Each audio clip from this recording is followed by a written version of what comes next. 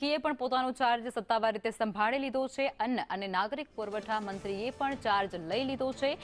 જે મંત્રીઓ નવનિયુક્ત થયા છે તે એક બાદ એક ચાર્જ સંભાળી રહ્યા છે અને ત્યારે રમણ સોલંકીએ પણ ચાર્જ સંભાળી લીધો છે। અન્ન અને નાગરિક પુરવઠા મંત્રી તરીકે તેઓએ સત્તાવાર રીતે ચાર્જ સંભાળ્યો છે। પૂજા અને વિધિ કર્યા બાદ તેઓ ચેમ્બરની અંદર પ્રવેશ્યા અને ત્યારબાદ ચાર્જ સંભાળ્યો છે। આવનારા સમયમાં સૌ સાથે મળીને એક જે પ્રકારે પ્રજાની અપેક્ષાઓ છે એ અપેક્ષાના આધાર પર અમે સૌ કામો કરીશું।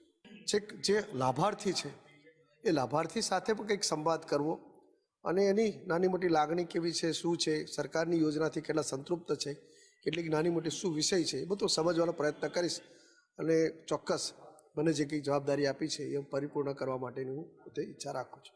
મધ્ય ગુજરાત રાજકીય રીતે પણ એટલું જ મહત્વનું છે, કારણ કે આપ આવો છો એ જિલ્લો, બાજુનો જિલ્લો કોંગ્રેસનો ગઢ ગણાય છે। આ વખતે પહેલી વખત એવું થયું હશે કે મધ્ય ગુજરાતની બેઠકો તમે ભાજપ જીતીને આવ્યું છે, એનો લાભ મળ્યો છે?